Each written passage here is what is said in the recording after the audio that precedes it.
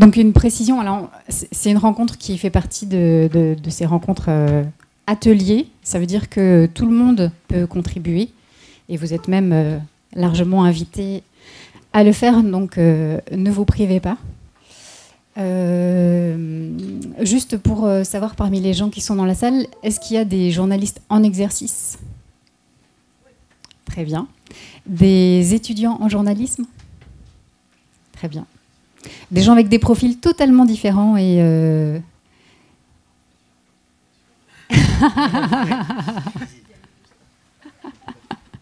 Très bien.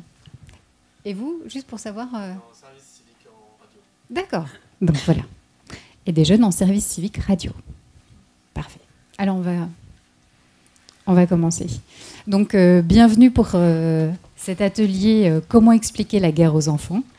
Une question évidemment réactualisée par la guerre en Ukraine aux portes de l'Europe. Alors la difficulté, c'est toujours de donner des clés aux enfants, de les aider à comprendre le monde dans lequel ils grandissent, sans pour autant les plonger trop brutalement dans les malheurs du monde. En fait, toute la question, c'est comment leur donner des explications qui leur soient plus utiles que déstabilisantes. Et cette question, elle est partagée par les parents, par les enseignants et aussi par les journalistes, en particulier évidemment les journalistes jeunesse. D'où notre rencontre aujourd'hui et notre réflexion partagée. Donc on va commencer par une présentation de chacun, un petit tour de table où je propose que chacun prenne une minute pour se présenter tout simplement, et puis ensuite on entrera vraiment dans le vif du sujet. Alors Serge Barbet. Bonjour, donc Serge Barbet, moi je suis le directeur délégué du Centre pour l'éducation aux médias et à l'information, le CLEMI, qui est un opérateur public qui dépend du ministère de l'Éducation nationale. Le véritable sens de l'acronyme, c'est même centre de liaison de l'enseignement et des médias d'information. Nous sommes un centre de formation pour les enseignants du premier et du second degré. Nous produisons, coproduisons et valorisons des ressources pédagogiques et éducatives pour les enseignants en éducation aux médias. Et nous organisons un certain nombre d'actions éducatives, dont l'une est peut-être connue de certains d'entre vous, qui s'appelle la Semaine de la presse et des médias dans l'école, qui a lieu chaque année à partir de la 3e semaine de mars en général, qui dure un peu plus d'un mois. Et le thème cette année, en résonance avec nos échanges, c'est s'informer pour comprendre le monde. Bien, bonjour, je suis Camille Laurence, je suis rédactrice en chef du titre Un jour une actu chez Milan Presse. Alors Un jour une actu, c'est un transmédia destiné aux enfants de 8 à 12 ans. Transmédia parce qu'on a un hebdomadaire papier donc qui vraiment décrypte l'actualité pour les enfants. Et puis on a un site web qui fonctionne comme un quotidien qui est très très utilisé par les classes justement, et donc on travaille régulièrement avec le CLEMI. Et bien sûr on s'est emparé de la question de l'Ukraine parce qu'on n'avait pas vraiment le choix et que c'est vraiment le cœur de notre travail. Bonjour, je m'appelle Mathieu Pays, je suis rédacteur en chef d'un journal qui paraît tous les 15 jours, qui s'appelle Fritz le Mag, qui est la particularité par rapport à mes confrères, c'est que nous on est un journal local. L'idée c'était de créer un journal pour expliquer l'actualité locale aux enfants, en se disant que c'était, on en parlera sûrement, que c'était un point d'ancrage intéressant. Et on existe depuis novembre 2020. Voilà, et on fait aussi, en parallèle, on a aussi mis en place tout un tas d'ateliers dans les écoles de la ville de Tours, un petit peu partout, et où on décline l'actualité aussi dans les classes. Voilà. Bonjour à tous, moi je suis Jean-Yves Dana, donc je suis le rédacteur en chef d'Ocapi, c'est un poste que j'occupe depuis relativement peu de temps, je suis entré en fonction en octobre dernier. Donc j'allais dire juste à temps pour ce malheureux conflit, et il se trouve qu'avant, j'ai longtemps travaillé à Okapi, mais plutôt dans les années 2000. Et j'ai fait un long passage aussi à La Croix, qui est dans le même groupe, Bayard Presse, où j'ai été notamment responsable, chef du service international. Donc, si j'ose dire, de par mes fonctions précédentes, j'avais quelques billes pour comprendre un petit peu les enjeux du conflit qui éclatait sous nos yeux. ce qui a permis de développer un travail très vite sur le sujet, on y reviendra. Mais donc, Okapi, en 2 mots, un titre qui existe depuis une 50aine d'années chez Bayard, qui s'adresse aux collégiens et qui fait partie d'un groupe pour lequel chaque tranche d'âge a un titre spécifique, Bayard Jeunesse. Donc voilà. Et Marie-Noëlle Clément est avec nous aussi, à distance. Je vous laisse vous présenter. Donc, Marie-Noëlle Clément, moi je suis pédopsychiatre, thérapeute d'enfants, je dirige un hôpital de jour pour enfants à Paris. J'ai un petit peu 2 portes d'entrée sur ce sujet. J'ai écrit un livre qui s'appelle Comment te dire, savoir parler aux tout petits, qui est un livre pour parler des événements de la vie aux plus jeunes, savoir en tout cas comment aborder les événements de la vie avec les plus jeunes. Et puis par ailleurs, je suis membre fondateur d'une association qui s'appelle 36912, Apprivoiser les écrans et grandir, qui est donc une association qui vise à relayer les balises 36912 proposées par Serge Tisseron pour justement grandir en bonne intelligence avec les écrans et avec les afflux d'informations. Voilà, je pense que je peux m'arrêter là pour la présentation. Alors pour la présentation, oui, mais je pense que c'est bien qu'on vous entende en premier, Marie-Noëlle, ne serait-ce qu'autour de cette question de comment est-ce qu'on va s'adresser à un enfant selon son degré de maturité et donc en fonction de son âge. Quels sont les repères en fait qu'on doit avoir, nous, en tant qu'adultes, ce dont il faut qu'on tienne absolument compte pour justement être en mesure de lui apporter des informations qui ne le déstabiliseront pas trop et en même temps qui sont parfois nécessaires à transmettre. Bon, donc c'est moi qui ouvre le bal. Alors, lourde charge. Donc, effectivement, que ce soit d'ailleurs sur la manière de s'adresser aux enfants ou que ce soit sur la question de grandir avec les écrans, c'est vraiment très très important effectivement d'avoir des repères d'âge en fonction du développement de l'enfant, de là où il en est et du coup de ce qu'il peut en quelque sorte appréhender, métaboliser ou pas.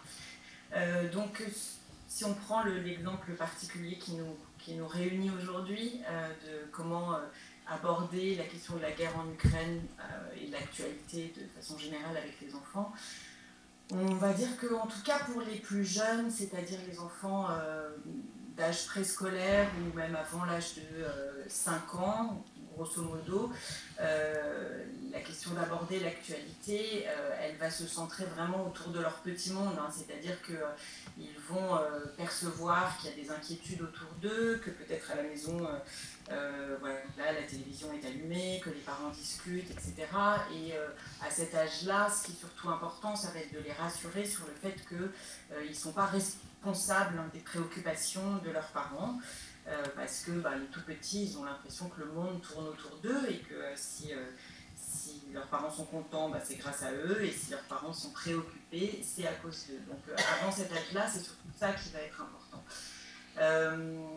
Dès lors que l'enfant va à l'école, et en particulier à partir de la grande section de maternelle, où vraiment il commence à y avoir des échanges importants entre les enfants dans les cours de récréation, évidemment, il y a des choses qui vont se parler.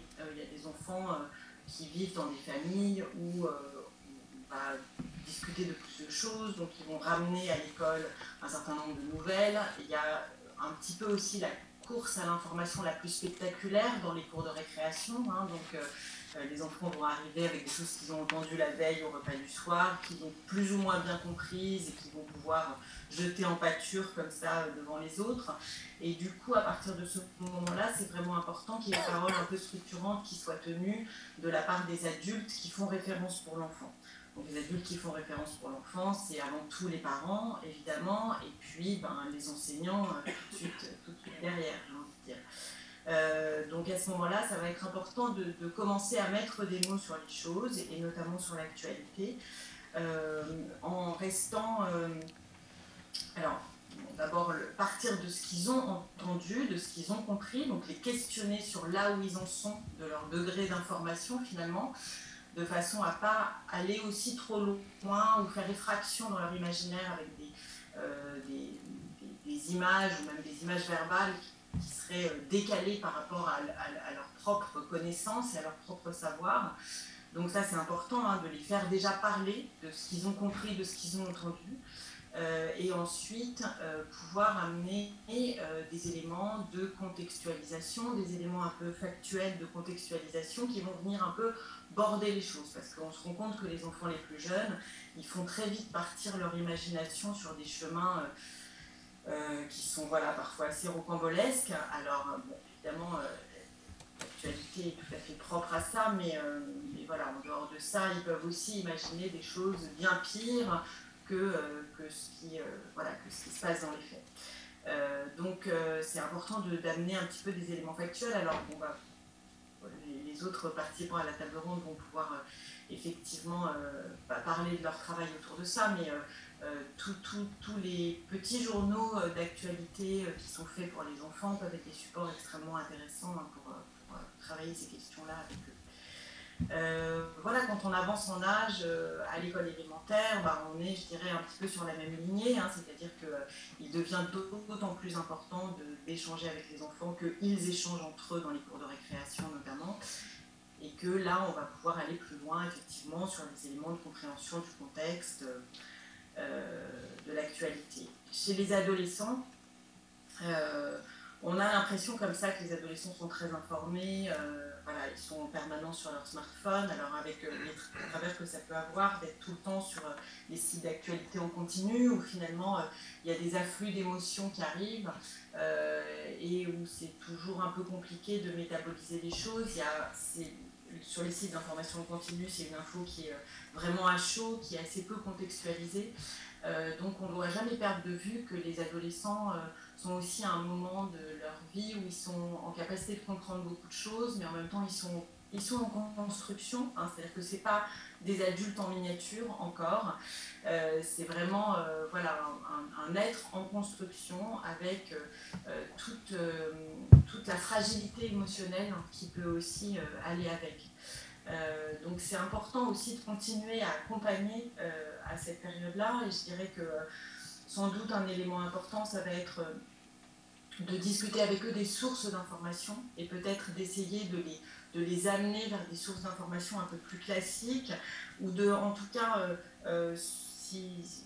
voilà, ils sont tous effectivement sur leur smartphone et ça va être difficile de les en faire décrocher, mais en tout cas peut-être dire que l'information c'est finalement un peu comme les repas, c'est à heure régulière, c'est pas tout le temps, à tout moment dans la journée. On peut réserver des temps dans la journée où on va aller s'informer sur ce type de site, compléter son information par d'autres sources, apprendre à critiquer les sources, etc. Enfin voilà, tous ces éléments-là. Et puis à tout âge, j'ai envie de dire, mais ça on reviendra peut-être là-dessus, pouvoir engager ou inciter les enfants ou les adolescents à s'engager sur des actions, que ce soit des actions symboliques ou des actions concrètes.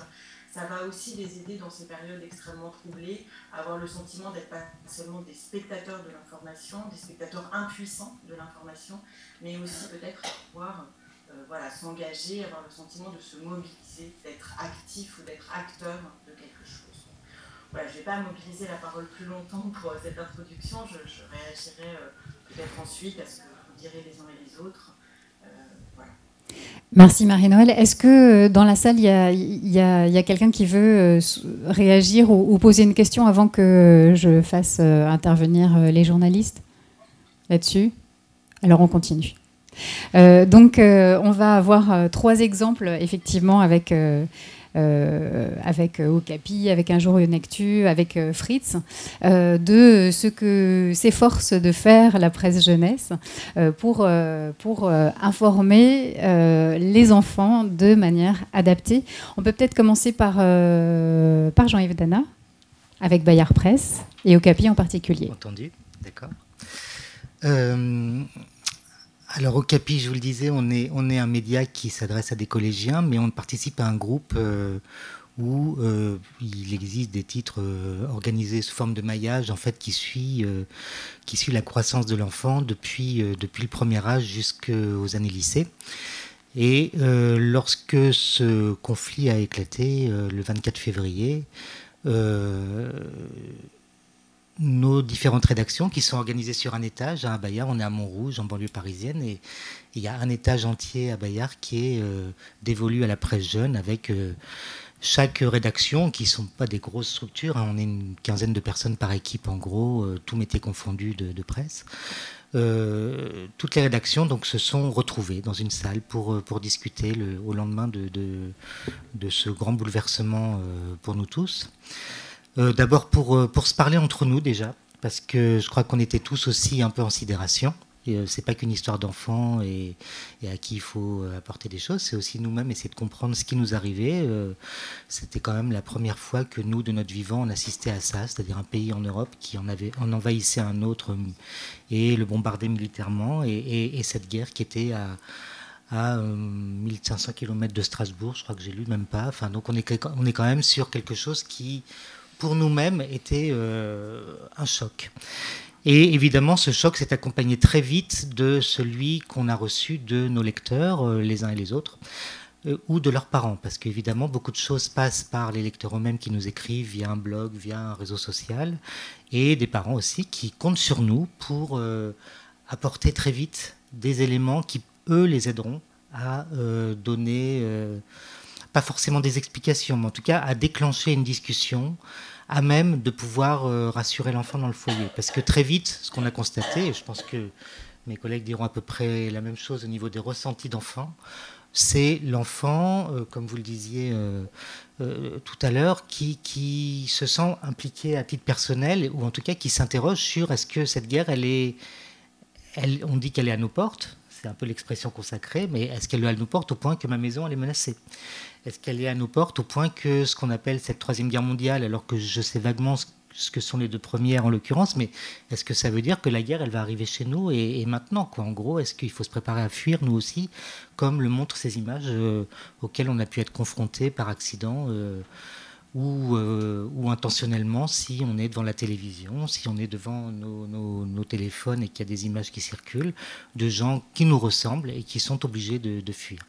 Donc la première question que nous on a eu à traiter, c'est mais qu'est-ce qui se passe, tout simplement ? Pourquoi il y a cet envahissement de l'Ukraine par la Russie ? Et par là même, on arrive à commencer à enclencher un processus qui permet de répondre aux autres questions beaucoup plus anxiogènes, mais aussi à les déconstruire, à savoir, est-ce que c'est la Troisième Guerre mondiale qui commence ? Est-ce que, en gros, notre vie telle que nous la connaissons est menacée ? Enfin voilà, des choses qui touchent plus la vie de l'enfant, puisqu'effectivement, on l'a constaté aussi, l'enfant ramène les choses à lui-même et pense que quand on lui parle d'une guerre qui a lieu en ce moment en Europe, il la prend pour lui, ça va sans dire, quoi. Donc le premier travail, ça a été de faire un exercice d'écriture, apporté pour moi, en ce qui me concerne, d'adolescents, de collégiens. Vous disiez, en fonction, enfin faire état un petit peu de ce que les enfants connaissent, ce qu'ils savent déjà sur un conflit comme ça, disons-le. Les enfants, autant que leurs parents, ne savent pas grand-chose parce que c'est très subi. La Russie qui envahit l'Ukraine, il faut avoir déjà une expérience de l'actualité internationale, une capacité de compréhension de ce qui s'est passé en 2014, la Crimée, le Donbass, et plus avant, évidemment, l'histoire de l'Ukraine indépendante depuis 1991 et sa place dans l'URSS et l'URSS face à l'OTAN. Enfin, vous voyez, quand on déconstruit l'histoire pour revenir en arrière, pour essayer de remettre les éléments dans l'ordre, on voit qu'on est dans des questionnements et des sujets qui ont plus à voir avec le programme du lycée que celui d'un élève en début de collège ou voire en école primaire, voire avant, quoi, voilà. Donc évidemment, on était tous avec ces difficultés-là à affronter. Et chaque titre du groupe, en quelque sorte, s'est comporté comme un service dans une grande rédaction en disant, nous, par exemple, Astrapi a dit, on va faire un podcast sur le mode... donner la parole aux enfants, entendre leurs paroles, entendre leur angoisse, et à faire appel à un professionnel, un psy qui va dialoguer avec l'enfant et apporter des réponses plutôt sur le caractère anxiogène de ce qui est en train de se passer, l'aider à mettre des mots là-dessus. Des propositions aussi, comment agir, comment te sentir utile par rapport à ce conflit. Et puis après, à partir d'Astrapi, de ImageDoc aussi, qui est un titre du groupe qui est plus pour les 8-12 ans et plus documentaire, qui va travailler sur des cartes de l'Europe depuis la Seconde Guerre mondiale jusqu'à aujourd'hui. Okapi, qui a été plus dans une volonté de dire pourquoi cet envahissement, pourquoi cette guerre, que veut Poutine, c'est quoi son discours, etc. Mais le faire à portée d'adolescents, commencer à mettre du sens sur des mots qu'on entend passer, OTAN, Donbass, dissuasion nucléaire, des choses comme ça qui sont effectivement pas du tout évidentes pour un adolescent. Et puis Phosphore encore pour le niveau au-dessus, où alors là carrément on va entrer dans l'analyse géopolitique, qu'est-ce qui se passe dans la tête de Vladimir Poutine, et puis aller chercher du témoignage. Voilà. Les adolescents, il y a même eu un livre sur le sujet passionnant. Et les adolescents ukrainiens, comment on vit quand on est adolescent dans un pays en guerre. Donc aller chercher du témoignage, faire appel à des correspondants que nous connaissons. Moi, je vous disais que j'étais, avant, dans une vie antérieure toute récente, responsable du service international à la Croix. Donc évidemment, j'ai un réseau aussi de journalistes qui partent sur le terrain, avec qui j'ai l'habitude de travailler et que j'ai pu appeler pendant les premières semaines du conflit, parce qu'ils étaient qui en Pologne, qui en Ukraine, qui en Russie, et j'ai pu avoir leur retour sur comment cette guerre était ressentie par les uns et les autres. Donc je synthétise en disant un premier travail qui a été d'abord de l'explication, et puis après, évidemment, le conflit ne dure pas juste quelques jours, donc étaler un petit peu la connaissance qui s'amplifie de ce qui se passe, des acquis déjà retenus par les enfants, par les adolescents, pour aller un peu plus loin, pour essayer de comprendre la question des migrants, pour essayer de comprendre la question de la guerre de l'info entre les Russes et les Ukrainiens, etc. Voilà, première approche. Alors, deuxième approche avec Camille Laurence. Donc là, c'est Milan Presse et Un jour une actu. Et oui, alors nous, on s'adresse aux plus jeunes, pour le coup. Hein. On est sur les 8-12 ans, donc c'est... En fait, on a un petit peu la même démarche que vous avez eue, sauf qu'on a pris un peu plus de temps sur la partie réception des questions d'enfants. Alors nous, c'est vrai qu'on a un programme de vidéo en lien avec France TV où on produit une vidéo par jour sur l'actualité où on répond aux questions d'enfants. Du coup, on a une chance, c'est qu'on reçoit des questions d'enfants en très grand nombre. On en a 300 par semaine, alors sur toutes les questions d'actu. Mais du coup, dès les tout premier jour du conflit, enfin je dirais même dès le lendemain de l'annonce du conflit, on avait déjà plus de 50 questions et ça a afflué, et ça nous a permis même de... Alors il y avait toutes sortes de questions, toutes celles que vous avez dites. Alors chez les plus petits, c'est même pas est-ce que la guerre va être chez moi, parce que l'Ukraine, ils savent même pas où c'est. Ils n'en ont aucune idée. Donc quand on leur a dit que c'était à leur porte, c'était à leur porte, c'était à leur porte. Je veux dire, un Parisien, c'était à la frontière de Paris. Un Toulousain, c'était à l'Espagne. Donc pour eux, c'était évident que c'était là, c'était pas la question qu'ils posaient. Nous, ils nous ont carrément posé comme question, où est-ce que je vais fuir, moi? Est-ce que papa, demain, il part à la guerre? Donc on a reçu toutes ces questions-là, en plus de, évidemment, la plus courante, c'était qu'est-ce qui se passe? Et donc on a reçu toutes ces questions, alors il faut dire que c'était en pleine vacances scolaires aussi, ce qui change pas mal les choses, parce que donc il n'y avait pas encore eu l'effet cours de récréation, avec les enfants qui fantasment et qui se racontent des choses assez étonnantes. Mais il y avait déjà eu les CLAE un peu, donc moi j'avais mon fils qui était au CLAE, enfin au centre de loisirs, et il était rentré en disant il paraît que c'est la 3e guerre mondiale, donc on va calmer le jeu tout de suite. Et donc, on a regardé toutes ces questions et on s'est dit, il faut réfléchir à comment on y répond et à quelles questions on répond en premier, puisqu'on se doutait bien que c'est un conflit qui allait durer un peu, qui avait énormément de choses à expliquer, parce que l'URSS, jamais ils n'en ont entendu parler, l'OTAN, ça n'a aucun sens. Donc, on a un petit peu hiérarchisé les questions et puis on s'est mis en plan d'attaque en se disant, bon, alors regardons maintenant toutes les bribes d'informations qui leur sont venues aux oreilles et comment ils comblent les blancs. Et puis, réfléchissons à quels sont les meilleurs supports pour leur répondre. Parce que comme on a plusieurs supports, eh ben, c'est pas la même chose. On peut utiliser une BD pour expliquer qui est Poutine. On a besoin de cartes pour expliquer où est l'Ukraine, où est la Russie. On a besoin de formats de témoignages, effectivement, pour leur apporter du réel et du proche d'eux, hein, puisqu'ils ramènent tout à eux. Et donc, on a commencé à construire un plan petit à petit avec... Toujours derrière, une petite question, c'est jusqu'où on va, jusqu'où on les immerge dans ce sujet-là pour des enfants qui, 8 ans, c'est CE2, hein, c'est tout petit. 12 ans, évidemment, on se rapproche des collégiens, on est dans autre chose, mais jusqu'où on va dans l'immersion dans un sujet aussi terrible et aussi anxiogène qui fait peur à leurs parents, donc ils ont un petit peu la double angoisse quoi, de ce qu'ils entendent et l'angoisse de leurs parents qui se rajoute. Et en fait, du coup, on s'est beaucoup questionné sur numéro spécial ou pas, en fait. Et finalement, on a opté pour numéro spécial parce qu'on a constaté qu'ils étaient déjà complètement dans l'immersion et qu'il fallait un certain nombre de bases pour commencer un petit peu à piger. Donc on s'est dit, on fait un numéro spécial et puis après, on va doser. Après, on va avancer par briques, par qu'est-ce que c'est que l'OTAN, qu'est-ce que c'est que la Russie. On va y aller petit à petit. Et depuis le début du conflit, c'est ce qu'on fait. On dose, on y va petit à petit, on apporte toujours un peu plus de compréhension sur le sujet. En fait, on évite l'immersion dans l'émotion et on leur propose un bain de compréhension petit à petit. Marie-Noëlle Clément, j'ai envie de vous faire réagir là-dessus justement sur les émotions des enfants dont on voit qu'elles ont tout de suite surgi de ce risque finalement d'être submergées par ces émotions. Alors, c'est effectivement donc, dans le rôle dans lequel vous êtes, au niveau des journaux, de la presse jeunesse, etc. Donc c'est vrai que c'est tout à fait important voilà, d'adapter les éléments de connaissance, de contextualisation, etc. Après, au niveau de la famille et au niveau de l'école même, la question des émotions, il va bien falloir qu'elle trouve sa place à un moment donné. C'est-à-dire qu'avant d'être en mesure en fait, de s'approprier les éléments de connaissance et du coup de pouvoir mettre un petit peu les choses à distance, il va falloir qu'il y ait un moment où ces émotions elles puissent s'exprimer. Donc effectivement, vous l'avez bien dit Camille, les questions des enfants c'est mais où est-ce que je vais fuir? Est-ce que mon père va partir à la guerre demain? Quand est-ce que les bombes arrivent sur ma maison, etc. Donc tout ça, il faut bien qu'il y ait des endroits où effectivement ça puisse se dire et ça puisse s'échanger. Donc c'est vrai que dans la famille en général ça se fait finalement souvent assez facilement.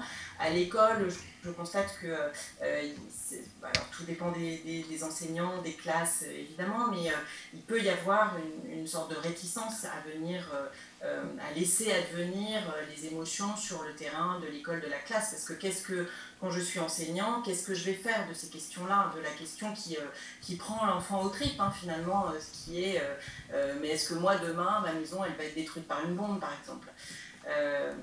Bon, et je pense que c'est important que sur le champ de l'école, ça puisse effectivement aussi se discuter, voilà, en partant encore une fois des propos des enfants, etc. Ça nécessite aussi quand même pour l'adulte d'avoir lui d'avoir mis déjà un peu ses propres émotions à distance, parce que s'il est dans un bain émotionnel partagé avec l'enfant, du coup c'est vrai que ça peut rendre les choses compliquées. Alors pouvoir dire écoute, oui, moi aussi ça m'inquiète, moi aussi ça me rend triste, moi aussi ça me met en colère, etc., c'est une chose. Le dire en ayant les larmes aux yeux ou en étant extrêmement ému, c'est encore autre chose, hein. C'est-à-dire que ça peut par un espèce d'effet de contagion, ça peut effectivement submerger l'enfant, l'inquiéter beaucoup, etc. Donc mettre des mots sur ses propres émotions en tant qu'adulte, ça reste important. Ça veut dire quand même qu'on est capable de mettre des mots sans laisser l'émotion trop affleurer dans la mimogestualité, hein. Sinon c'est vrai que c'est trop, ça prend l'enfant à la gorge, voilà. Mais en tout cas, effectivement, cette question-là, avant d'amener des éléments de savoir, de contexte, etc., elle est vraiment importante. Alors, comme Marie-Noëlle Clément parlait de l'école, je vais peut-être vous laisser la parole maintenant, Serge Barbet, pour que vous nous disiez justement comment les enseignants se saisissent de ces questions et à partir de quel support. Oui, mais beaucoup a été dit déjà et qui vraiment se recoupe avec ce que nous avons vécu d'abord dans cette grande maison de l'éducation nationale. Et tout de suite, effectivement, il y avait la période des vacances. Et puis, il y avait cette reprise avec ces questions sensibles face auxquels, je dirais, notre institution, ces dernières années, a été confrontée à différents degrés quand même. Il est vrai que les crises, en général, qu'elles soient d'ordre sécuritaire, qu'elles touchent la question des attentats, aux atteintes à la liberté d'expression, quand on décime une rédaction, la question de la crise sanitaire, ce sont des questions profondément angoissantes. Et effectivement, les enseignants, ces dernières années, ont été, je dirais, finalement sensibilisés, impliqués et amenés de plus en plus à travailler sur l'accueil, effectivement, de la parole des enfants, des émotions, cela a été dit, comment mettre les émotions à distance. Et donc, il est vrai que là-dessus, on a beaucoup progressé et il y a encore beaucoup de chemin à faire. Et tout ce qui a été dit, je crois, montre que tant en termes de formation que d'outillage, de ressources, pour accompagner ces enseignants justement à être capables d'accueillir cette parole, de dire à un enfant que les émotions que suscite l'actualité, elles sont légitimes, de leur donner le cadre pour leur permettre effectivement d'accueillir cette parole sans qu'ils se sentent coupables même effectivement d'exprimer ces émotions-là. Alors tout ce qui est de l'ordre effectivement du travail qui a été fait depuis le déclenchement de cette guerre, alors du point de vue de l'éducation aux médias, du point de vue des documents, c'est effectivement les cartes. Très important pour justement aider à cette compréhension, rationaliser notre rapport à l'information et expliquer du point de vue de l'histoire aussi, l'histoire des conflits. Il y a le travail sur les sources, on l'a beaucoup dit. Alors on a dit au tout début du propos quelle information amener vers les élèves. Donc c'est vraiment dans un double sens, c'est-à-dire que c'est quelle information leur pousser, quelle information recueillir de leur part dans un dialogue justement constructif qui nous permet, sur la base du travail aujourd'hui sur ces différents documents, sur les cartes, sur les sources, sur les médias, la façon dont les médias traitent le conflit, quels sont les angles qui sont choisis, pourquoi tel média va choisir de traiter cette actualité de telle manière plutôt que tel autre, la façon effectivement d'apprendre, de renforcer ce fameux esprit critique des élèves pour leur apprendre à mettre à distance et d'analyser de façon critique les sources, les documents. Tout cela fait partie de cette mission aujourd'hui qui est de plus en plus priorisée, je dirais, dans les enseignements, qu'il s'agisse des enseignements transversaux, de cette éducation aux médias et à l'information, qu'on va aussi retrouver dans l'enseignement moral et civique, et dans les champs disciplinaires également, avec des enseignants qui vont devoir composer, être en capacité de travailler ensemble. Et il s'est trouvé que tout de suite, après cette période, nous organisions en mars, quelques semaines après le déclenchement de la guerre, la semaine de la presse et des médias dans l'école, et donc nous nous sommes confrontés tout de suite à cette réalité-là. C'est-à-dire que sur le thème de s'informer pour comprendre le monde, on a pu travailler avec des élèves, des collégiens et des lycéens dont les questions étaient tout de suite sur les sources de l'information, sur qu'est-ce qu'une information, comment elle se fabrique.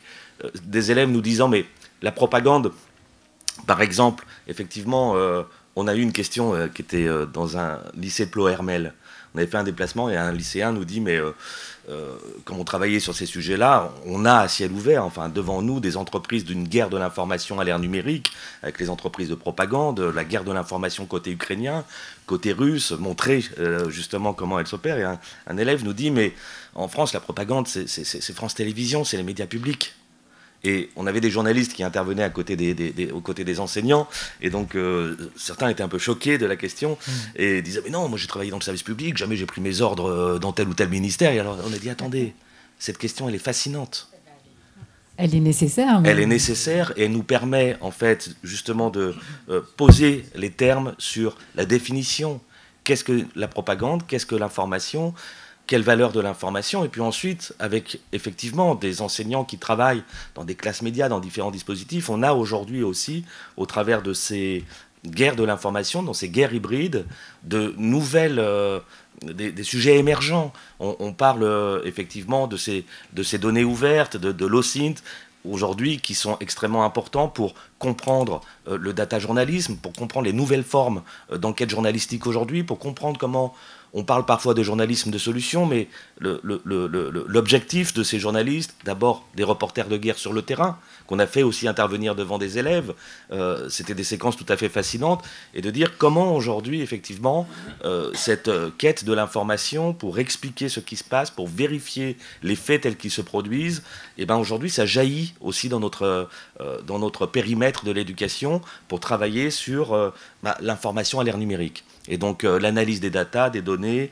de l'open source intelligence, tous ces données-là aujourd'hui pour nous sont extrêmement riches, et c'est la part toujours des conflits avec l'horreur, la tragédie, la part tragique et la part de progrès que cela amène dans la compréhension aujourd'hui de tous ces enjeux-là. Et donc il y a des travaux qui nous amènent à travailler avec des universitaires aujourd'hui pour la formation des enseignants. Et donc on est dans ce continuum, je dirais, de l'éducation, d'une éducation aux médias et à l'information, plus que jamais centrale, pour effectivement progresser, avoir les compétences et les connaissances aujourd'hui nécessaires dans cette société numérique. On va continuer avec vous, Mathieu Pays, avec un éclairage un petit peu différent cette fois, puisqu'il s'agit de la proximité avec Fritz, le magazine Tourangeau. Oui, nous on était sur une problématique effectivement la problématique était la même finalement, puisque notre lectorat, comme celui d'Ocapi ou celui de Un jour une actu, s'est retrouvé, comme les équipes d'ailleurs, confrontés de façon assez brutale, même si les journalistes le sentaient peut-être un peu plus venir que les enfants, mais à cette guerre qui est arrivée un jour comme ça dans les classes. Nous, en plus, on avait un atelier à ce moment-là, donc un atelier, pas dans les classes, que c'était quelques jours après, mais comme vous, effectivement, très vite, on a vu dans les classes les réactions directes des enfants. Alors, en local, c'est vrai que c'est un peu différent, puisqu'on ne peut pas avoir toute... d'abord, on est une beaucoup plus petite équipe, on paraît tous les 15 jours, on est ancré sur le territoire, donc, comment dire, ça peut détailler ce que c'est que l'OTAN, d'où vient le conflit de façon historique, c'est compliqué, on n'a pas forcément la place, ni même les compétences pour le faire, historique, voilà. Donc, par contre, notre cheval de bataille à nous, c'est le local. Et donc, très vite, on s'est dit qu'il faut... on dit que c'est une guerre qui est à nos portes, il faut montrer en quoi elle est à nos portes. Mais plus que ça, elle est chez nous. Enfin, elle nous concerne, nous, comme d'ailleurs souvent d'autres guerres. Et donc, on a très très vite, on s'est tourné vers des acteurs locaux qui sont soit ukrainiens. On a par exemple à Tours un club de volley qui est assez connu avec un joueur qui est ukrainien et donc qui a été immédiatement impacté, lui, dans sa chair, son pays était en guerre et il n'a pas pu jouer un match très important juste après. Et donc on a pu expliquer pourquoi lui. Alors on parlait des émotions tout à l'heure. On les a mises à distance en expliquant. Comme tout le monde l'a fait, Troisième Guerre mondiale, oui, non, guerre sur ma maison, oui, non, mon père part à la guerre, oui ou non. Donc on a essayé de répondre le plus factuellement possible en essayant de balayer le bruit qu'il y a tout de suite très très vite autour de ces sujets, autour de tous les sujets. C'est-à-dire que les enfants dans les écoles, dans les cours d'école, il y a un fait et puis autour du fait, il y a un brouhaha énorme avec des informations, des fausses informations, des rumeurs, des conjectures, des fantasmes, tout ça se mêle. Et à cet âge-là, on n'a pas encore forcément, c'est tout l'enjeu de l'EMI, on n'a pas encore les clés pour faire le tri. Et donc, on a une espèce de maelstrom comme ça autour d'un sujet. Et donc, nous, ce qu'on a fait, la première chose, c'est on est revenu à l'os, quoi. Qu'est-ce qui se passe ? Voilà ce qu'il en est, en essayant à la fois d'enlever les fantasmes, sans non plus, par rapport à ce qui a été dit, mais je voudrais quand même, sans non plus enjoliver ni rassurer, vouloir rassurer à tout prix. Nous, on a dit aussi qu'il y avait un risque réel de conflit grave, enfin qu'on était dans un conflit grave et qui allait nous toucher de plein de points de vue, économique, mais aussi social, mais aussi peut-être militaire demain. Il ne faut pas non plus voiler la vérité aux enfants. Enfin, en tout cas, nous, c'est ce qu'on s'est dit. Et puis après, dès qu'on a pu, deuxième chose, donc par le témoignage, et notamment montrer, dès que les premiers réfugiés sont arrivés en Touraine, aller dans une classe, dans une classe où étaient accueillis des enfants, et aller à hauteur d'enfants, le faire raconter à ces enfants comment ils avaient vécu à la fois la fuite de leur maison, comment ils avaient vécu l'arrivée dans l'école, comment ils s'intégraient avec leurs nouveaux camarades et comment ils essayaient de se projeter sur l'avenir. C'est ça en fait les questions. Tout ça parce que d'abord parce que c'était factuellement intéressant à raconter et puis aussi parce que pour l'enfant c'est quand même des choses déterminantes. Moi demain si ça m'arrive, c'est quoi fuir sa maison, c'est quoi ne plus aller dans son école, c'est quoi être séparé potentiellement de ses parents ou d'une partie de sa famille. Et donc rien de mieux pour en faire sentir, on a parlé d'émotion, mais pour en faire sentir l'importance que de l'entendre dire par un enfant. Donc voilà, ça a été notre travail de façon très modeste par rapport. D'ailleurs, on regarde tout ce qui se fait dans tous les autres médias parce que nous, on n'est pas 15 autour de la table quand on fait notre journal, donc forcément, on se nourrit de tout le reste. Mais c'est aussi très important de retransmettre cette parole.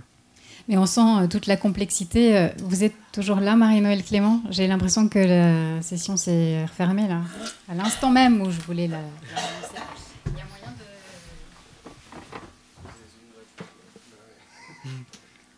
Ah oui, 40 minutes. Ah oui, il y a une session qui s'est... On peut relancer une session avec elle là. Il n'y a pas quelqu'un de l'équipe. Après, si je peux me permettre, c'est vrai qu'on fait très attention, nous, à ne pas faire d'angélisme, je rebondis sur ce que vous disiez, et à dire vraiment les choses, mais en fait, on peut dire la réalité en essayant quand même de la rendre moins anxiogène. Je me disais, par exemple, c'est sûr qu'il y a un risque de conflit mondial, et ça, il était hors de question de le cacher aux enfants, mais par contre, de leur dire ce qu'on fait pour éviter ce conflit mondial, c'est leur dire qu'il y a un risque, tout en déjà calmant un petit peu le jeu sur l'inquiétude que ça peut créer. Dire qu'on n'apporte pas d'armes offensives à l'Ukraine tout en le soutenant par ailleurs pour éviter que ce conflit se transforme en conflit mondial, c'est leur dire la réalité et en même temps enlever ce qu'il y a de plus inquiétant dans cette information. Et c'est ce travail-là de couture en fait, qu'on fait toujours sur comment on dit la réalité tout en allant chercher la porte de sortie. Jean-Yves Dana. Sur cette même question, ça marche le micro, c'est bon? Sur cette même question, je peux aussi rebondir parce qu'effectivement, je ne vais pas laisser penser, enfin je ne sais pas comment je l'ai formulé tout à l'heure. C'est pas ce que j'ai voulu dire du tout. En fait, parmi les choses qu'il est important de dire quand on est avec un enfant ou un adolescent, c'est aussi on ne sait pas.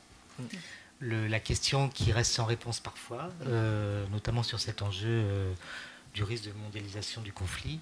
Et effectivement, comme dit Camille, il y a un enjeu à expliquer pourquoi on ne va pas plus loin dans l'aide, c'est-à-dire en participant nous-mêmes à la riposte contre la Russie. C'est pour aussi éviter cet embrasement au-delà de l'Ukraine. Donc ça, c'est un travail d'explication qui est fait, qui a ses limites, parce qu'évidemment, ça appelle des questions en retour, mais est-ce que c'est pas un peu lâche, etc. Donc ça pose aussi la question de notre posture par rapport à ça, de regarder un pays se faire bombarder comme ça, et d'adopter une stratégie qui est à la fois d'aide et en même temps de rester un peu en retrait volontairement. Et puis, il y a une autre manière de ne pas faire d'angélisme, mais d'essayer de préserver quand même le lecteur, c'est dans le choix des visuels, dans le choix de la photo. C'est un point important que nous, en tout cas, très vite, on a essayé d'avoir une vraie vigilance par rapport à cette question-là. Et j'allais dire, à Bayard, à Milan aussi, ça fait partie un peu de la culture d'entreprise, quoi, dans l'ADN. C'est-à-dire quand on traite d'un conflit, et c'était déjà le cas sur la Syrie, y compris à La Croix, donc un journal qui s'adresse plutôt aux grands-parents de mes lecteurs actuels, ou quand on parle du Sahel ou autre, l'image qu'on va mettre pour accompagner le reportage ou le travail d'explication, il y a une certaine distance avec la violence des faits quand même. C'est-à-dire qu'on va pas être... Par exemple, la fameuse image qu'on a vue à Mariupol de l'évacuation de cette femme... de la maternité. Voilà, on ne l'a pas montré. On est parti de toute façon du principe qu'elle a été tellement... Elle a tellement tourné que beaucoup d'enfants l'ont vue. On s'est dit, du coup, est-ce qu'il faut apporter une explication? Mais pour dire quoi? Enfin voilà, à part dire la question de... tout de suite, elle a été mise en cause sur son authenticité. Donc on en a parlé dans le cadre d'un autre article sur la guerre de l'info, justement. Mais l'image que nous, on va montrer, c'est, on va dire, les gens qui fuient, c'est l'image des plaies ouvertes dans le pays, des ravages que peuvent faire des bombes, mais c'est pas les gens blessés, c'est pas la mort. D'autres n'ont pas forcément fait le même choix. C'est pour ça que je tiens aussi à préciser ça, c'est que même en presse jeune, on n'est pas tous sur la même longueur d'onde là-dessus. Ils ne sont pas avec nous là pour en parler, mais je sais qu'à Playback, ils ont eu une approche tout à fait différente. Et ils ont même passé un avertissement à la une de leurs journaux qui disait, pour lire ce journal, soit avec un adulte, enfin fais-toi aider d'un adulte. En gros, c'est pas un journal que tu es censé lire seul. Ça n'a pas été notre approche. Nous, on a vraiment été dans la démarche de dire tu es autonome, tu peux lire, et par ailleurs, tu peux parler avec tes parents, évidemment, et voilà des pistes. Mais en tout cas, le point de départ, c'est de montrer et de dire des choses que le collégien est susceptible de comprendre et d'accepter. Alors, on a retrouvé Marie-Noëlle Clément, en tout cas par image. Vous nous entendez, Marie-Noëlle? Non, pas encore. Not yet. Il y a un monsieur qui a une question. Bonjour, merci. Donc, je suis Martin Pierre, j'ai été journaliste pendant 15 ans, puis là j'ai fait une parenthèse pour faire de l'éducation aux médias et à l'information.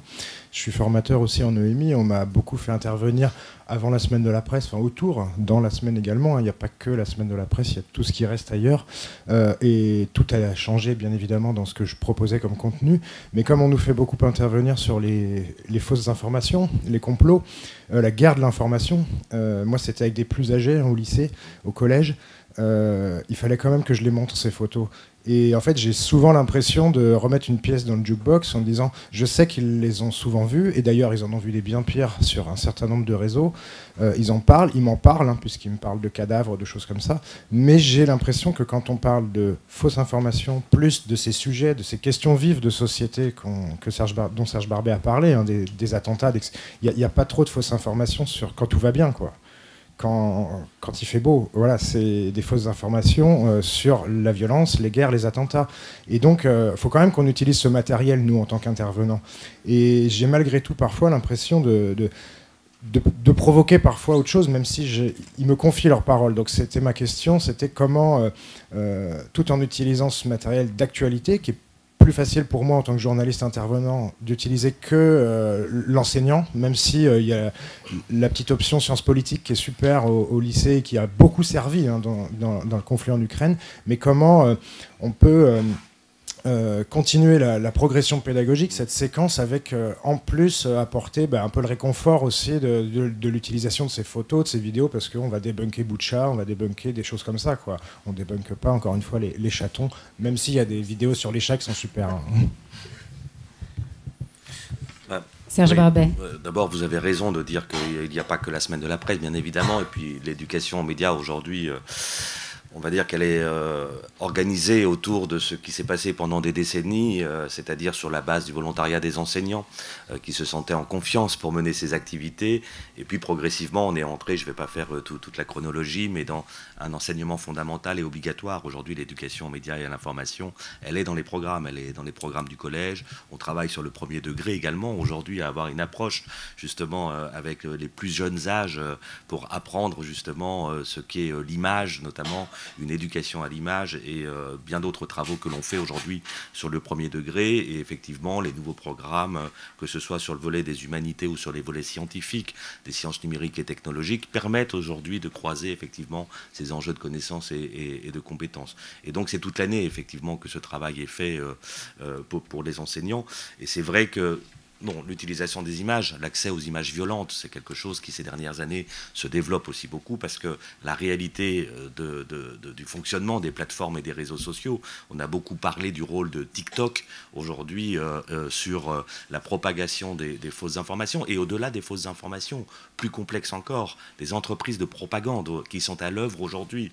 Alors évidemment, manipulant les contre-vérités, les vérités qu'on oppose avec l'idée de semer le trouble, de semer la confusion et de faire perdre les repères. Ce qui fait que cela a un impact sur des populations, des générations de jeunes, de moins jeunes, et qu'aujourd'hui, il n'y a pas forcément un consensus sur l'idée qu'il y a un agresseur et un agressé. C'est-à-dire qu'il faut que nous-mêmes, formateurs, éducateurs, ayons bien conscience que dans ce monde aujourd'hui numérique, la guerre des récits est à l'œuvre. et que cela demande d'avoir beaucoup justement de maîtrise aujourd'hui de ces enjeux-là pour pouvoir expliquer aux enseignants comment aborder sans tomber dans les travers effectivement d'une critique qui peut advenir en disant mais vous nous manipulez, vous enseignants, parce que moi j'ai entendu à la maison que la réalité est bien différente. Et aujourd'hui l'enjeu de l'école il est côté russe aussi. Côté russe, où l'école est un enjeu de bataille, où on fait la promotion évidemment de la stratégie militaire et politique de la Russie, avec le culte de la personnalité de Poutine exalté aujourd'hui dans des programmes où on diffuse des vidéos aujourd'hui pour montrer des vidéos de 40 minutes sans classe d'âge, montrer à tous les élèves russes pour leur montrer le bien fondé de l'opération spéciale en Ukraine, pour nous libérer effectivement des nazis. Et donc on est dans cette guerre des récits aujourd'hui, et donc il y a cette complexité qui doit nous amener, nous en démocratie, effectivement à travailler justement sur les fondamentaux de l'information en démocratie, la pluralité, l'indépendance, et quelque part, on ne s'habitue jamais au tragique de la situation, etc. Et on remet toujours sur le métier, effectivement, ce travail sur les fondamentaux de l'information. Qu'est-ce que c'est une source? Comment l'information se fabrique? Comment elle est diffusée? Alors c'est vrai que cette guerre aujourd'hui nous donne une occasion, très probablement, de travailler encore plus fortement sur ces fondamentaux, sans trop s'éparpiller aussi dans des, on va dire, démarches qui peuvent être animées d'un bon sentiment au départ, mais de dire on va fabriquer des fake news, comme ça ils vont comprendre ce que c'est. Non, on a des publics qui ne savent pas aujourd'hui, qui n'ont pas la culture médiatique, elle n'est pas innée. Elle n'est pas innée pour les enseignants, elle est encore moins innée. Et donc, effectivement, compte tenu de la complexité, de la force d'impact de ces réseaux sociaux et de ces plateformes, ce travail est plus que jamais fondamental. Et à nous de savoir le faire aussi sur ces outils. Et est-ce que vous, dans vos médias respectifs, justement, vous avez fait état de cette guerre des récits, de ces propagandes? Alors, chacun son tour. Oui, alors nous, on est vraiment sur les plus petits. Je trouve ça intéressant parce que plus on discute, plus on monte en tranche d'âge et plus on parle des lycéens. Et c'est pour vous montrer à quel point c'est compliqué d'aborder ce sujet pour les plus jeunes, puisque tous, naturellement, on a l'impression d'en saisir le sens quand on monte en tranche d'âge, alors que la vraie difficulté, c'est quand on baisse en tranche d'âge. Nous, par exemple, quand il y a eu Boutcha, comment on parle de Boutcha à des enfants de 8 ans? C'est juste impossible. Mais ces enfants de 8 ans, ils en ont entendu parler. Ils en ont peut-être vu des images. On espère qu'en pourcentage, ils ne sont pas trop nombreux, mais on sait qu'il y a des trous dans la raquette, donc ils en ont peut-être vu des images. Donc là, on se pose cette question, comment on leur en parle? Eh bien, c'est là où il faut faire un pas de côté, c'est là où il faut prendre un peu de recul. Et nous, on s'est dit, on ne va pas leur raconter ce qui se passe à Boutcha, c'est impossible, c'est inaudible. Par contre, on va leur parler de ce qu'est un crime de guerre. On va leur expliquer ce que c'est qu'un crime de guerre et on va aller jusqu'à la fin, c'est-à-dire l'espoir qu'à la fin, les criminels de guerre soient jugés. Donc, voilà, c'est ce que je voulais dire. Et après, sur la guerre d'information, on est allé effectivement à des petits niveaux. Par exemple, on a fait un décodage d'images de cette productrice qui, au journal TV russe, avait tenu sa pancarte expliquant que le pouvoir mentait à son peuple. Ça, on peut l'expliquer à des enfants jeunes et c'est une première base. Voilà. Il faut ajouter un tout petit mot. Dans le micro. Alors, tout simplement pour dire que là, pour le coup, c'est vrai que le travail ensemble des enseignants avec des professionnels de l'information et des médias, il est plus que jamais fondamental, justement pour expliquer ce que vous venez de dire effectivement quel est notre travail, quelle est la réalité, comment les questions fusent à ce moment-là. C'est-à-dire, mais quand Maryse Burgot est intervenue en rentrant de son premier déplacement en Ukraine, les questions des élèves, elle est venue tout de suite, elle souhaitait témoigner. Elle disait...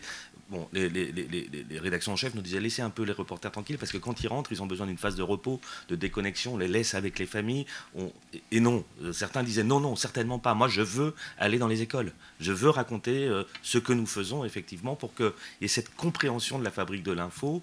Et c'est vrai que le deuxième élément qui me semble très important, c'est qu'entre le début de la guerre et aujourd'hui, évidemment, le sujet a éminemment, la façon d'aborder le sujet a totalement changé. On est passé d'une émotion intense avec des peurs et des angoisses profondes à ce qu'on peut qualifier de routinisation aujourd'hui, pour employer un terme de sociologie, mais qui vraiment on s'habitue finalement et les questions ont changé de nature. Alors ça, c'est la question que je voulais vous poser après. Mais donc d'abord, Jean-Yves Dana, sur les propagandes et les divergences de récits. On a eu la même porte d'entrée, Camille, c'est-à-dire que là, j'ai un numéro de Capi avec moi où on voit effectivement le travail autour de cette fameuse image qui a marqué ces premières semaines de conflit et du courage de cette productrice journaliste, sachant qu'au moment où on l'écrivait, la complexité, c'était qu'on ne savait pas du tout ce qu'elle allait devenir à ce moment-là, et on était obligé de parier sur quelque chose qui, pour le coup, n'était pas vérifiable à ce moment-là, donc évidemment, à écrire avec des pincettes aussi pour pas être suspect de vouloir préécrire l'histoire en quelque sorte d'une condamnation lourde, etc., alors que ça faisait partie des choses très probable, mais on n'était pas du tout à même de pouvoir dire voilà ce qui va lui arriver, quoi. Donc c'est complexe dans des périodicités qui sont les nôtres, hein, un journal qui paraît tous les 15 jours avec un temps de fabrication qui est très long aussi, entre le moment où on écrit, enfin on choisit le sujet, écriture, le bouclage, la conception maquette qui est toujours un peu longue, et puis derrière le moment où ça arrive chez l'abonné, on n'est pas sur du quotidien, donc évidemment il y a un risque que l'information ait changé de direction entre le moment où c'est fabriqué et le moment où ça arrive. Sur la question elle-même, d'abord j'y ai été confronté de plein fouet, c'est-à-dire que effectivement au Capi on a l'habitude, comme toute la presse jeune, je pense, d'être au front pendant la semaine de la presse à l'école notamment, et donc moi je suis allé dans les collèges comme tous mes collègues, tous mes confrères. En l'occurrence je me souviens d'un collège à Antony pendant cette semaine-là, on était à peu près donc un mois après le début de la guerre, puis un mois après, oui. Et il y a eu 2 temps dans cette visite. Il y a eu d'abord une rencontre avec le club des bons élèves, ça c'est. Mais oui, en gros, on était au CDI avec ceux qui sont inscrits au club du CDI, qui participent à des groupes de réflexion dans leur collège pour essayer, pourquoi pas, de faire un journal du collège. Donc avec eux, on est dans l'info bien calibrée. Questions-réponses autour de cette guerre. Et puis aussi, enjeu d'explication, c'est quoi une information? Est-ce que vous avez déjà réfléchi au sujet? Est-ce que vous savez c'est quoi les contours qui permettent de définir une info? Et là, on voit qu'ils ont beau être en 6e, 5e, 4e, ils sont super au point. Ceux qui sont déjà dans ces questionnements, ils ont pigé. Et pour eux, les réponses, c'est du tac au tac. Si j'avais juste préparé ce type d'intervention-là, ça se serait plié en 5 minutes, parce qu'ils savaient. Et puis après, on va dans les classes. Et alors là, c'est autre chose, parce que c'est pas forcément ceux qui vont spontanément à vous. Et là, c'est la confrontation avec des élèves non seulement sceptiques, mais carrément hostiles. C'est un peu, j'ai lu le bouquin de Yanis Roder, Allons enfants, son expérience d'enseignant, le début de l'opération interclasse, il raconte bien ça. C'est ça, c'est-à-dire que c'est des gamins, quand on arrive devant eux pour se présenter, pour expliquer notre travail, mais pas du tout dans un esprit de supériorité, on va vous apprendre la vie, mais plutôt les rencontrer, dire que pour nous c'est aussi important de dialoguer. Ce qu'on se prend d'abord en premier comme réflexion dans la figure, c'est effectivement vous êtes des agents de propagande du pouvoir en place, et finalement j'ai pas à vous écouter. Ça existe, ça existe ici ou là, mais ça existe un peu partout finalement. Donc c'est quand même un discours très répandu. On est un mois après le début du conflit. Il y a effectivement l'effet réseaux sociaux et les images et les explications qu'ils reçoivent par ce biais-là. Et il y a déjà dans leur tête, un mois après, l'explication qu'eux, ils sont capables de nous sortir de la propagande russe. C'est-à-dire que c'est rentré très très vite cette façon de comprendre ce conflit sur on l'a bien cherché, les pays de l'OTAN ont bien ce qu'ils méritent, etc. Avec la différence de culture médiatique entre les enfants abonnés à vos parutions et ceux qui sont dans d'autres univers. Et c'est justement avec la grande diversité d'enfants que vous devez composer, Serge Barbet. Puisque vous vous adressez évidemment aux enfants de tous horizons. On s'adresse aux 13 millions d'élèves de France, et puis on s'adresse aussi aux parents de plus en plus, puisqu'on développe ce travail auprès des familles, qui est extrêmement important aujourd'hui, puisqu'on sait que les problématiques aujourd'hui de compréhension des enjeux de l'information concernent toutes les générations. Et oui, il y a aujourd'hui un enjeu pour l'éducation nationale de veiller à ce qu'il n'y ait pas une inégalité entre les élèves. Et c'est vrai que certains dispositifs, c'est un héritage de l'histoire, se sont développés sur la bonne volonté des enseignants. On a des dispositifs de classes médias, par exemple, une 50aine de classes médias dans l'Académie de Paris. Mais des classes médias, ça veut dire que celui qui n'est pas dans la classe média n'a pas accès aux mêmes enseignements que sont les camarades qui sont dans les classes médias. Donc c'est à la fois, c'est paradoxal parce qu'on a envie de promouvoir ces classes-là, parce qu'évidemment elles sont portées par des enseignants très engagés et qui mènent des travaux parfois complexes à mettre en œuvre, et c'est extrêmement important. Et puis ça fait pas seulement vitrine, c'est engageant dans la culture d'un établissement d'avoir une classe média, parce que ça peut permettre à d'autres enseignants de franchir le pas. Et puis après, il y a cette évolution, effectivement, qui fait que l'éducation aux médias et l'information, on la retrouve de manière transversale dans les différentes disciplines, et il y a le travail central des professeurs documentalistes. Et c'est vrai que on note effectivement la maturité différente des élèves sur la compréhension d'enjeux liés à ce qui nous rassemble aujourd'hui. Et c'est effectivement un travail de plus en plus important qu'on essaie de généraliser. C'est un enjeu de formation qui est immense. Je disais tout à l'heure, nul n'a la culture médiatique ou numérique innée. Et donc, c'est à ça que l'on travaille. Et c'est vrai qu'on a une spécificité. Il existe une spécificité française. C'est d'abord d'avoir un clémy. Il n'y a pas des clémies partout. Et c'est vrai qu'avec les réseaux diplomatiques français, on a eu l'occasion d'aller présenter ce modèle-là, notamment en Lituanie en 2017 et 2018, où j'avais fait 2 interventions, et je me souviendrai toujours cet éclat de rire quand, devant 200 enseignants, je expliquais que nous avions, au Clémy, été contactés par Russia Today, qui voulait faire de l'éducation aux médias et à l'information en France. Et ça avait provoqué un éclat de rire général. Et j'étais pas suffisamment... Enfin, d'abord, j'ai été très étonné parce que l'éclat de rire était franc et unanime. Et après, ils m'ont dit, on va vous expliquer un petit peu en quoi consiste la guerre de l'information pour les pays baltes, et en particulier aujourd'hui la Lituanie, à raison de 2 campagnes hebdomadaires depuis tant d'années pour déstabiliser notre régime.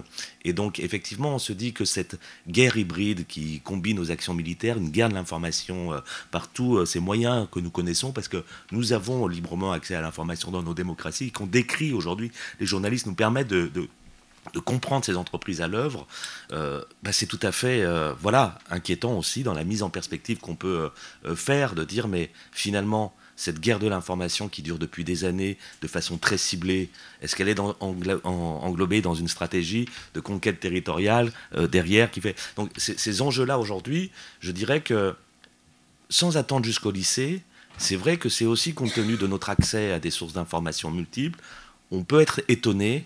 Mais dès le collège, il y a des discussions dans les cours aussi sur ces enjeux-là. Il y a des discussions, on n'a pas prononcé le mot nucléaire parmi les angoisses, 3e guerre mondiale, mais la guerre nucléaire. Et il y a des discussions dans les cours de récré, aujourd'hui, on a été témoin de ça, sur l'armement. Les garçons, Satan 2, les missiles à portée de tête nucléaire pour une frappe stratégique. Ça fascine.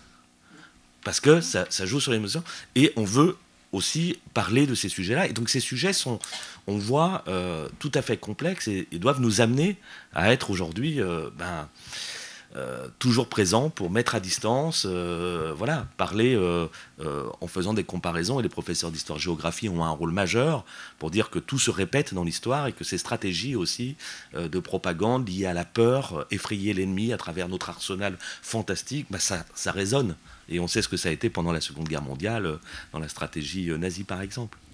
Mathieu Pays, la guerre a donc éclaté le 24 février. Elle s'inscrit maintenant dans la durée. Comment est-ce qu'on en rend compte justement dans la durée?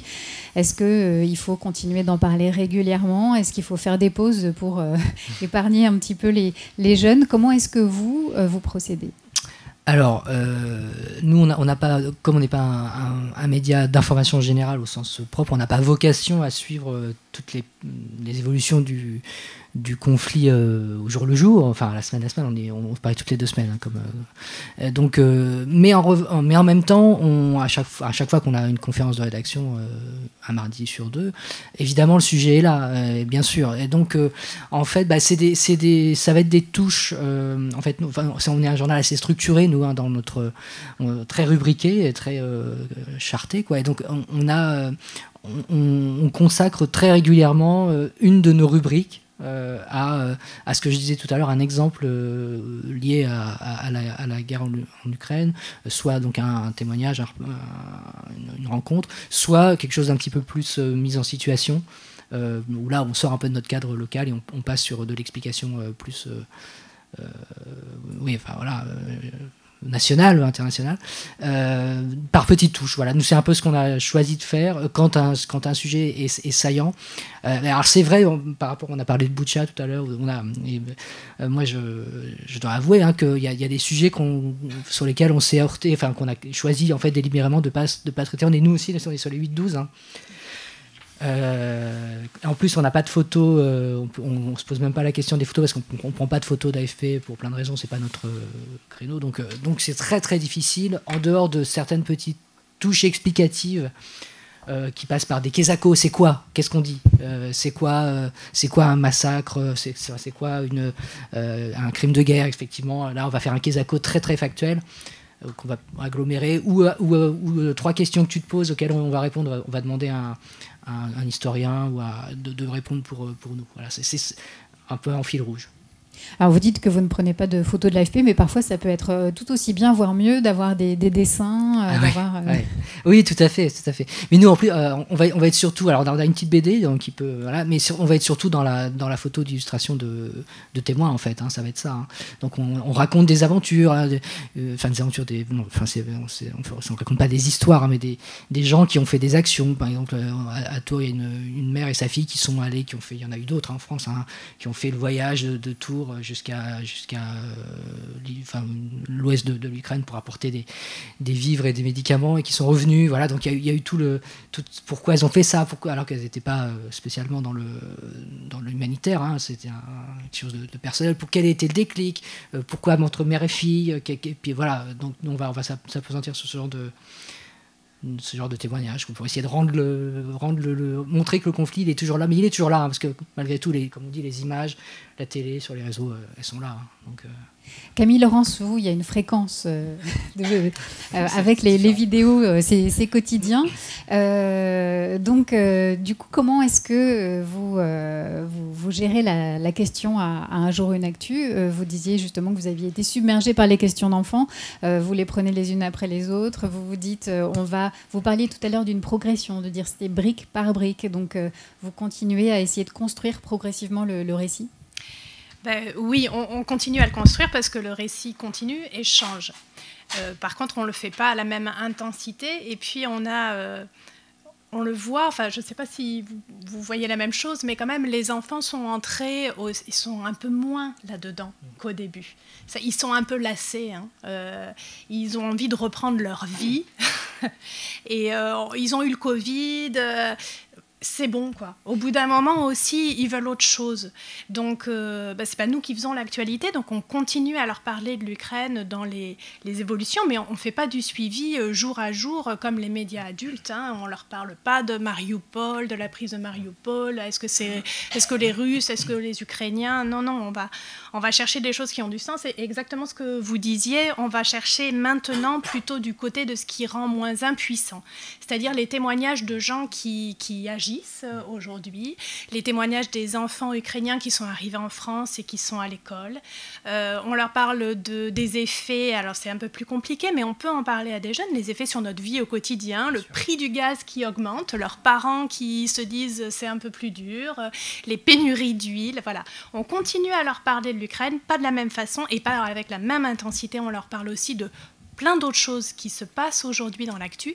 Et on essaie aussi de leur parler des choses positives dans l'actu parce qu'il faut créer un balancier là. Mathieu Paye. Oui, juste pour rebondir, montrer, dans la suite, il y a aussi montré en quoi maintenant le conflit en Ukraine a des répercussions sur plein d'autres sujets. Et ça touche à l'environnement, ça touche à la citoyenneté, ça touche à plein de choses, ce conflit. Et nous, c'est vrai qu'on est... ça fait émerger ça, mais effectivement, il y a plein de sujets qui sont liés à l'Ukraine, mais qu'on traite en fait par la bande des autres sujets que ça implique aussi. Je me rends compte que je ne vous ai pas reposé la question depuis un petit moment. Est-ce que l'un ou l'autre d'entre vous souhaite réagir, poser une question? Alors, je viens avec le micro.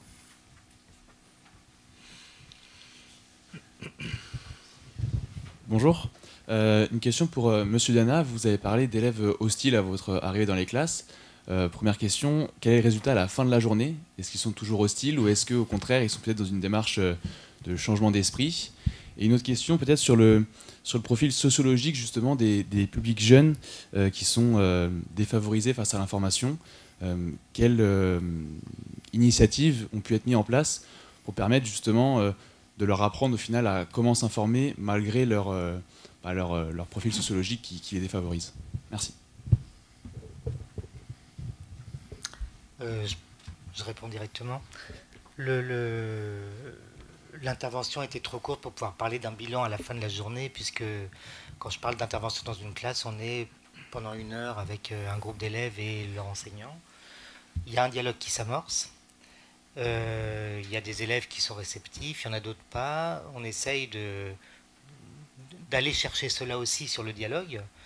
Mais je faisais allusion au livre de Yanis Roder tout à l'heure qui est intéressant là-dessus, parce que il s'installe dans la durée, dans la continuité, dans des enfants qu'on attrape, enfin des adolescents qu'on attrape au début d'une histoire, dans quelque chose de très réfractaire, et puis qui petit à petit vont, comme les journalistes eux-mêmes, faire un pas vers l'autre et se rapprocher, et les points de vue vont vraiment pouvoir aboutir à un échange qui durablement va permettre de comprendre, finalement, non, vous n'êtes pas ce que j'imaginais au départ.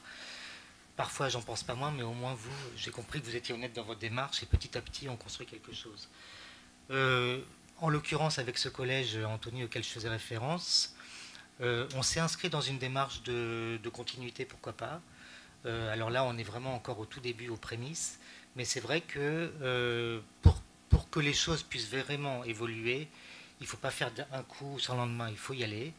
Il faut avoir cet échange, constater ce que j'ai fait, le fossé, et puis c'est à nous, c'est à moi, d'y retourner, de montrer que je viens parce que j'y mets du sens, parce que j'ai envie de faire un projet avec eux et qu'on le travaille ensemble, ce projet, que ce ne soit pas moi qui vienne avec un projet et qui leur dise voilà comment on va faire, mais que je puisse être éventuellement à leur écoute de qu'est-ce qu'ils aimeraient faire, et puis leur faire bénéficier d'une expérience pour les accompagner, les laisser travailler de leur côté et revenir à intervalles réguliers. Et là, on construit quelque chose qui est du ressort de la confiance, de l'écoute, de l'estime mutuelle. Et on peut dépasser cette première impression. Mais en toute honnêteté, sur la première rencontre qu'on a eue, je n'ai que pu constater que ce qui était décrit tout à l'heure, ça se vit à l'échelle de n'importe quel collège, je pense, ou quasi. En tout cas, c'est des choses très fréquentes. Et qu'après, oui, il y a un travail à chaque fois de terrain à faire pour que les choses puissent évoluer, quoi. L'important étant qu'ils sentent la volonté de dialogue et l'honnêteté de la personne en face d'eux. Serge Barbet. Sur le deuxième volet, sur la deuxième question que vous avez posée, globalement, on va retrouver les mêmes difficultés du système éducatif, là où effectivement il y a une concentration de zones de paupérisation, de milieux sociaux défavorisés.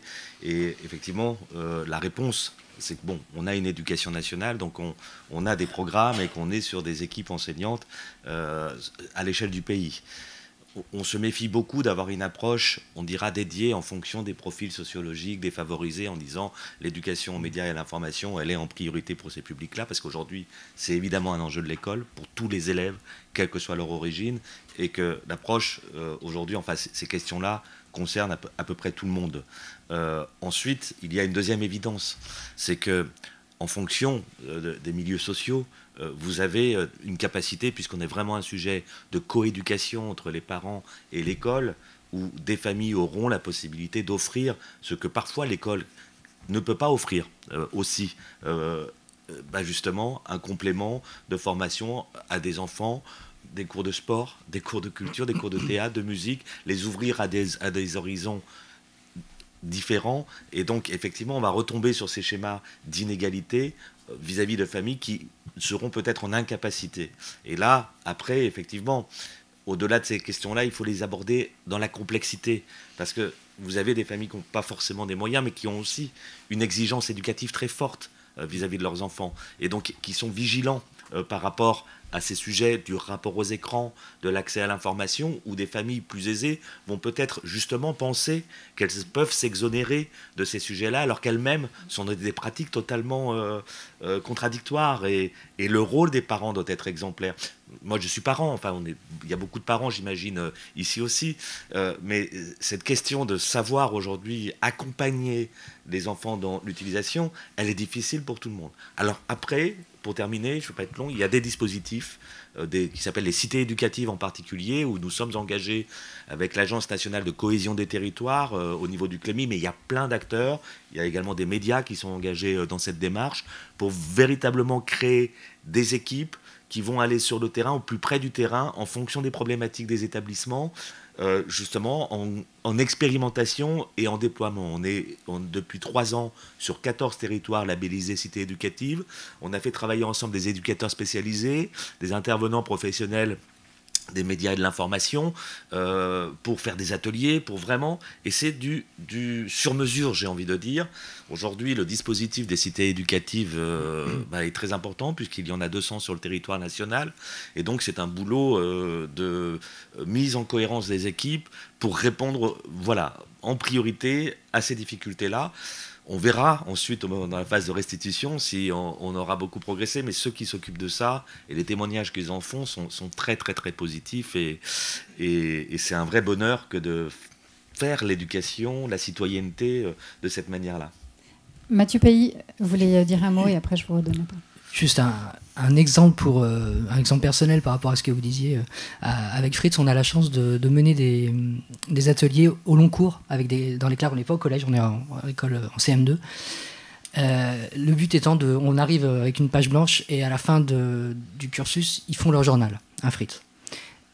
On arrive dans des classes, donc c'est ici à Tours, hein, donc des publics très mélangés, hein, vraiment des gens. Quand on arrive, il y a les premiers de la classe qui sont devant, qui ont plein d'idées, et quand on repart, c'est pas forcément eux qui ont le plus appris.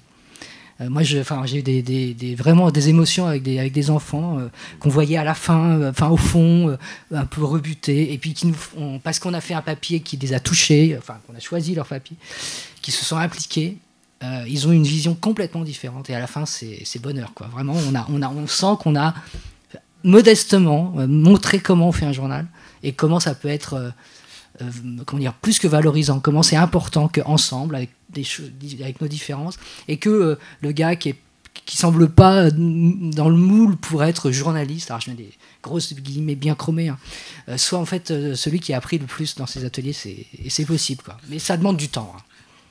Juste un tout petit, je suis très bavard, mais c'est tellement important, j'ai oublié de le dire, mais un enjeu effectivement d'égalité des chances et de réussite pour tous les élèves.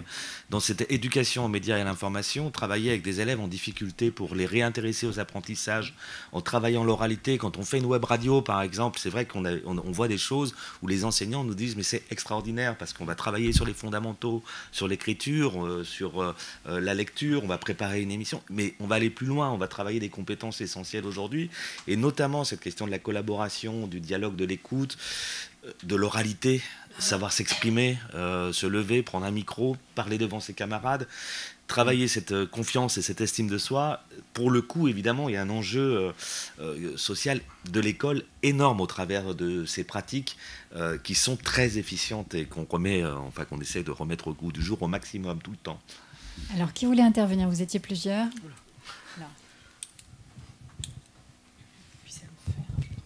Bonjour, ça marche? Ah oui, ok.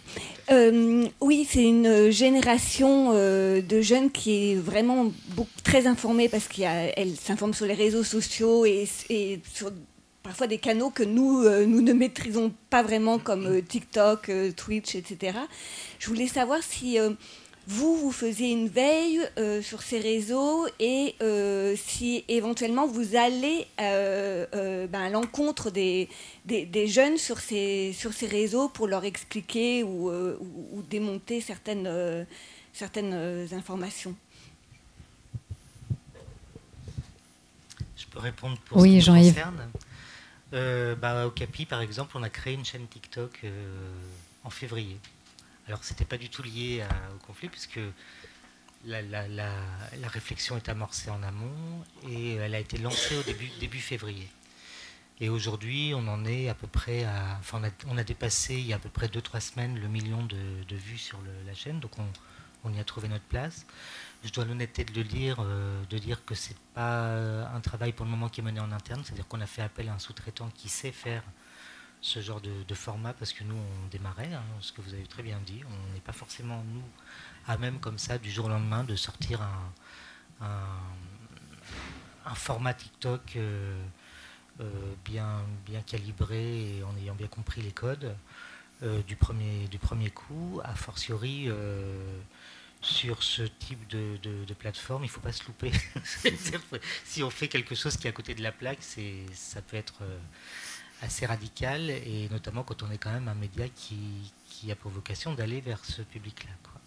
On n'est pas des ministres, on est des médias jeunes. Pour le reste, oui, Twitch, Phosphore par exemple, a fait un long échange entre journalistes et lecteurs via Twitch. Et puis, alors, cela dit, j'esquive une partie du problème parce qu'on est un peu en porte-à-faux avec nous-mêmes là-dessus.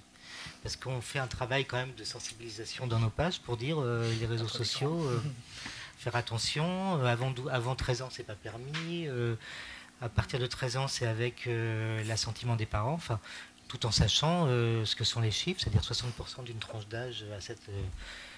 qui est en utilisant même des noms d'emprunt. Et puis, c'est ni Camille ni moi, mais enfin, le journal de Mickey sort son bilan des personnalités préférées des 7-14 ans tous les ans. Et c'est des youtubeurs. Et là, deuxième et meilleure entrée, comme on dit dans les parades, Michou, parce qu'on veut de Michou, mais voilà, c'est-à-dire que tout à coup, pour ces gamins, 7-14, donc la palette est large, Michou, aujourd'hui, est deuxième. Voilà, donc on est tout à coup avec une génération où les influenceurs ont pris le pouvoir. Hugo Décrypte, par exemple, c'est un nom qui ressort tout le temps. Oui. Donc on bosse aussi avec ce type d'influenceurs qui sont dans une démarche d'information. Absolument.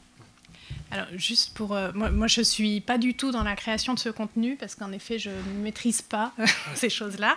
Donc on se questionne beaucoup nous sur Un jour une actu parce que 8-12 ans on est en dessous du seuil de l'âge légal de regarder les réseaux sociaux, mais et en même temps on sait qu'ils y sont, donc là c'est encore une question à laquelle on n'a pas tout à fait répondu, mais enfin Milan Presse y a répondu pour les plus grands et vient de lancer une chaîne YouTube de débunkage des fake news avec des contenus 2 fois par semaine et qui commence à bien fonctionner, mais on est quand même sur les plus grands, on est sur des collégiens et avec des youtubeurs et avec des journalistes qui vraiment travaillent cette question des sources et des fake news auprès des ados. Mais de ce que j'ai entendu dans les couloirs, effectivement, ils ont dû apprendre un métier. Valérie Rohr, je suis journaliste et je travaille en éducation aux médias depuis quelques années maintenant et en formation. Et je voulais juste réagir et rebondir aussi sur ce que tu disais, Serge. En fait, on parle beaucoup des réseaux sociaux et si on les interroge, effectivement, ils ont l'impression d'être informés que par les réseaux sociaux. Mais moi, ce que j'ai constaté, c'est qu'en fait, on dîne encore beaucoup devant la télé et devant le journal télé. Et en fait,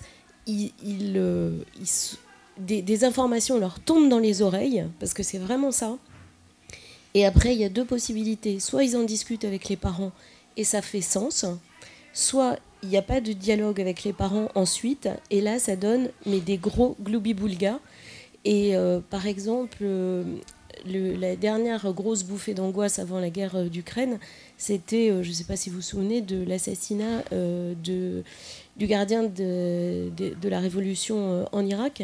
Et là, on a reparlé de 3e guerre mondiale, et hop, c'est remonté, parce qu'en fait, ça n'avait aucun sens pour eux. Ils ne comprenaient pas ce qui se passait.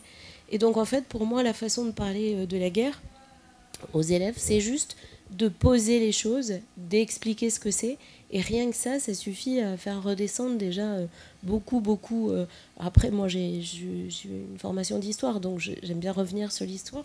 Et rien que ça permet, en fait, de donner un sens et donc de désangoisser, je trouve.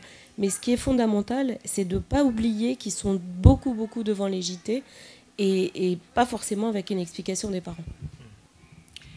Juste un petit mot, je voulais dire, c'est l'intérêt du papier par rapport à l'écran pour les plus jeunes. C'est que le papier, il reste, il est pérenne, donc l'enfant va piocher ce dont il a besoin au moment où il l'ouvre et il pourra y revenir, il pourra vérifier, il pourra aller piocher d'autres choses. On est sur l'heure théorique de fin de la rencontre, mais on ne nous a pas chassés encore. Donc, alors, il y avait une question ici. Oui, bonjour. Moi, je voulais rebondir sur ce que vous avez dit sur le fait que vous ayez reçu plein de questions d'enfants au lendemain.